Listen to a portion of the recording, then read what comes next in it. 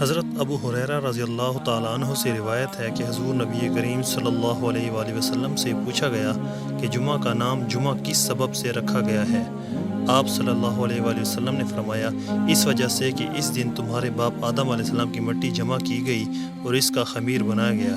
اس دن پہلا سور پھونکا جائے گا کہ اس کی آواز سے تمام دنیا والے مر جائیں گے، اور دوسرا سور پھونکا جائے گا کہ اس کی آواز سے تمام مردے دوبارہ زندہ ہو جائیں گے، اور اس دن قیامت کی سخت گھبراہٹ ہوگی۔ نیز اس دن کے آخر کی 3 ساعتوں میں ایک ساعت ہے، یعنی جمعہ کی آخری ساعت، کہ اس وقت جو کوئی اللہ تعالیٰ سے دعا مانگے